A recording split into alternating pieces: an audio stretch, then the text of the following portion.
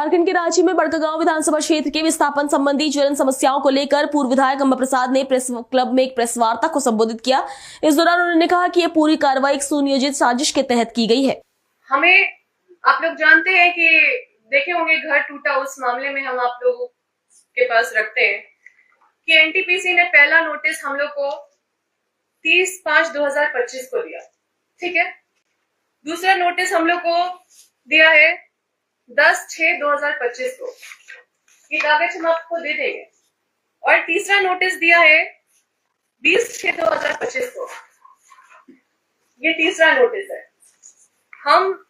और जब चौथा नोटिस दिया तो ये बोलते हुए दिया, और सारा नोटिस सीबीए एक्ट के तहत मुआवजा निर्धारण करने से संबंधित है। सारा नोटिस में लिखा हुआ है कि सीबीए एक्ट के तहत मुआवजा निर्धारित करने के लिए आप आइए और मुआवजा निर्धारित करने में हमको सहयोग कीजिए। तो ये चौथा नोटिस जो मिला है उसमें ये बिल्डिंग डिवीजन से मुआवजा निर्धारित कर दिए।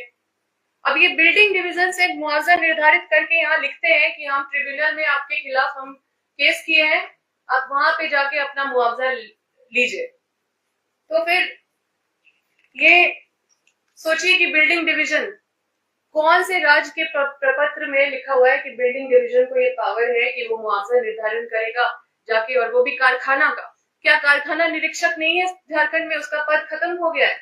या कौन सा झारखंड सरकार में ये नियम है? मतलब ये अवैध तरीके से एनटीपीसी ने मुआवजा निर्धारण करा है। ये कागज आपको जरूरत होगा तो दे देंगे। अब ये कोर्ट के ऑर्डर है और ये कोर्ट का पिटीशन है जो हम नहीं, एनटीपीसी खुद ये फाइल किया है। और ये हम नहीं बोल रहे, ये एनटीपीसी खुद बोल रहा है कि हम जो भूमि अधिग्रहण है वो 24/6/2008 को किए। अब 24/6/2008 को भूमि अधिग्रहण किए हैं और 25 को हमको नोटिस दे रहे हैं मुआवजा निर्धारण करने का।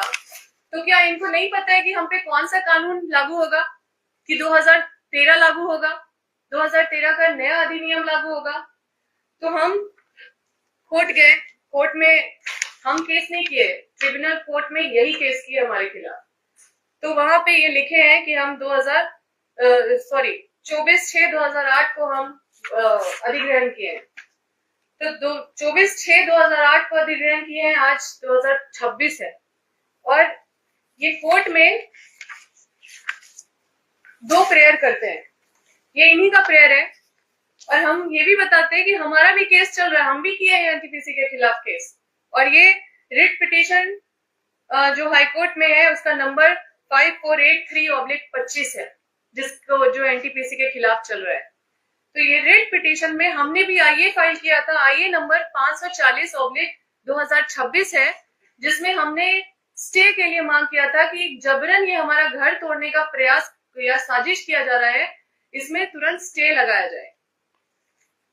और यहाँ पे जो एनटीपीसी ने प्रेयर किया, ये बहुत मजेदार प्रेयर है, आपको सुनना चाहिए। एक प्रेयर किया है कि नेसेसरी डायरेक्शन, मतलब डायरेक्शन दिया जाए, ये क्लेमेंट को डायरेक्शन दिया जाए विद कि रिमूव द स्ट्रक्चर को रिमूव करने के लिए, और विड्रॉ द एफोरसेड कंप्लेंट केस। इतना मतलब हम कोई केस किए हैं हजारीबाग में, उसको विड्रॉ करने के लिए। ये सोचिए इनका इतना हिम्मत है, इनका मतलब गुंडागर्दी कोर्ट में भी चल रहा है कि ये कोर्ट में प्रेयर कर रहे हैं कि ये जो फलाना केस कंप्लेंट केस नंबर है इसको विड्रॉ करने के लिए बोला जाए, तब जाके इनको मुआवजा मिले। और ये मीडिया में आके बोल रहे इनको मुआवजा मिल गया है। हम तो ये ऑर्डर आपको दे दे रहे हैं, ये इस तरह का प्रेयर कर रहे हैं, तो आप समझ सकते हैं इनका मंशा क्या है। हम ये ऑर्डर शीट भी लाए आपके लिए, जिसमें ये डेट देखिए कि इतना तारीख को 16/7/25 को ये केस दर्ज किए हैं, और हम खुद 24 को हम प्रेजेंट हो गए हैं कोर्ट में, और हम भी इनके खिलाफ हम फाइल किए हैं।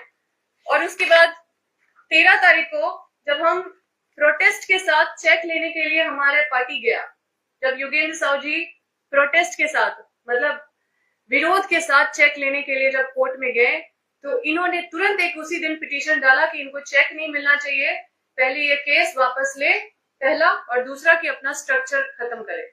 और हमने जो हाई कोर्ट में स्टे के लिए प्रेयर डाला था उसका नोटिस उनको मिला, और उसका नोटिस उनको मिला है जवाब देने के लिए उनको जो तारीख मिला है वो 19/3/2025 को मिला। अब 19/3/2000 नहीं, सॉरी 14/3/2026 को इनको नोटिस मिला और 19/3 जैसे ही इनको स्टे का नोटिस हाथ में मिल गया, 19/3/2026 को ये जाके 2000 फोर्स के साथ घर को ध्वस्त कर दिया। अब सोचिए कि इतना इनका जो इतना हिम्मत कहां से आया है। कोर्ट में मामला चल रहा है, कोर्ट में इनको रिप्लाई फाइल करने के लिए बोला जा रहा है, कोर्ट में हमारा बहस के लिए पेंडिंग है मैटर, हमारा इनको भी ये भी आ रहे, हम भी जा रहे हैं और इसी मामले पे ये कोर्ट में चल रहा है।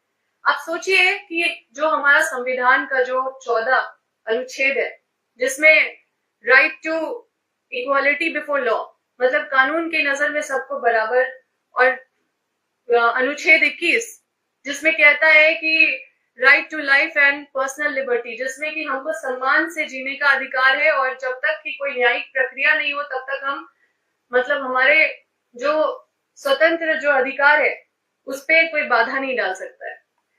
लेकिन ठीक ही राहुल गांधी जी बोलते हैं कि संविधान मर रहा है। आप सोचिए संविधान का धज्जी नहीं उड़ रहा तो क्या उड़ रहा है। आप सोचिए कि जब तीनों जो अब तो चौथा स्तंभ है, लेकिन जब तीनों स्तंभ जब इस तरह से काम करने लगे तो ये संविधान का कहां ये संविधान है। आप देखिए कि इस तरह से जो कार्रवाई किया गया और जो इतने सारे फोर्स के साथ भेजा गया, हम अकेले गिने हैं गाड़ी कम से कम 10-100 गाड़ी होगा।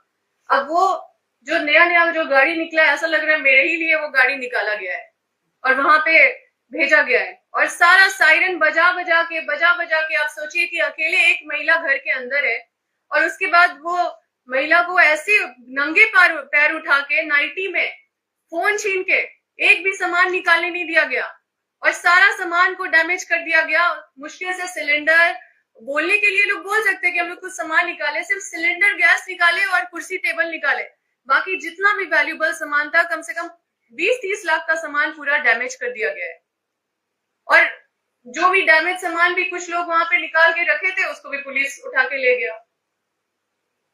तो हम ये सारा कागज आपको सौंपते, आप अपना अनुसंधान कीजिए कि क्या ये न्याय है।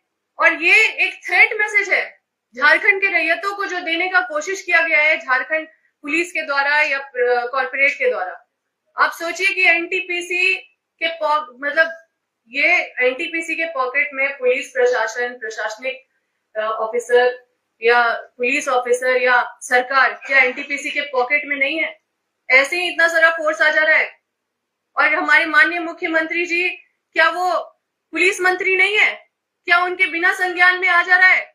क्या एक बार भी मेरा सूद लिए कि क्या दिक्कत है? हम किसके लिए लड़ाई लड़ रहे हैं? ये हमारा व्यक्तिगत लड़ाई नहीं था। हम दूसरे का भी लड़ाई जब लड़ रहे थे तो समझौता कर लेते थे जो रैयत है, क्योंकि वो गरीबी में थे, उनका झोपड़ी टूटता था, घर टूटता था, तो उनको कुछ हल्का फुल्का मुआवजा मिलता था तो हम उनकी भी लड़ाई लड़ते थे। और उसके बाद फिर पता चलता था कि 2-4 लाख रुपए लेके वो बोले मैडम हम लड़ नहीं पाएंगे, छोड़िए ना। तो हम इस लड़ाई को उस आधार बना के पूरे क्षेत्र का लड़ाई, पूरे समझिए कि पूरे झारखंड का लड़ाई, इसी लड़ाई को हम समझ रहे थे। लेकिन हम ये भी बता देते हैं कि इन सबको हम जवाब देंगे, क्योंकि हमारे लड़ाई में कहीं पे भी कोई बेईमानी नहीं है और हम लोग पूरा परिवार पूरे अपने आप को झोंक दिए हैं इस लड़ाई में। और आज हमारा अगर कोई साथ नहीं दे रहा है उनको भी एक दिन जवाब देना पड़ेगा और हम अकेले भी ये लड़ाई को लड़के और उनको जीत के दिखाएंगे। और ये जो कार्रवाई हुआ इसका घोर निंदा करते हैं। और हम आपको पार्टी के विषय में भी हम अलग से हम प्रेस कॉन्फ्रेंस करके हम इस पे हम चाहते हैं कि इस विषय को आप लोग अनुसंधान करके इस विषय को अलग रखिए और इस विषय को क्लोज करके उसके बाद फिर आप दूसरे विषय पे आप हमसे दूसरा सवाल करिए। क्या व्यवस्था क्या है कि आपके पक्ष में वो नहीं है और पुलिस प्रशासन आप पर कार्रवाई कर रहे है? क्यों विवश है? उनसे पूछिए, ये तो उनकी बात है, ये हमारी बात नहीं है। लेकिन हम आपके पास जो भी आए न्यायालय के दस्तावेज के साथ आए। अगर एनटीपीसी सही है तो इसी तरह से बैठ के न्यायालय का दस्तावेज लेके जो ट्रिब्यूनल कोर्ट हो या हाई कोर्ट का कोई भी ऑर्डर दिखा दे जिसमें उनको लिखा हुआ है कि जबरन वो मतलब हमारा घर तोड़ सकते हैं या जबरन वो पुलिस प्रशासन को लाके हमारा घर तोड़ देंगे। और उन्होंने न्यायालय से ये भी बात छुपाया है कि उन्होंने ऑलरेडी हमारा कारखाना तोड़ दिया है। उन्होंने कोर्ट से छुपाया है, कोर्ट में इस बात को पूरी तरह से छुपाने का कोशिश की है कि कारखाना वहां पे जो फैक्ट्री है पूर्व मंत्री योगेंद्र साहु जी का, उसको 1/8/2025 में ही ध्वस्त कर दिया गया बिना कोई नोटिस का। और आज आप लोग को मीडिया बाइट देते हैं एनटीपीसी के लोग कि हम लोग को मुआवजा दे दिए। हजारीबाग के मालवीय मार्ग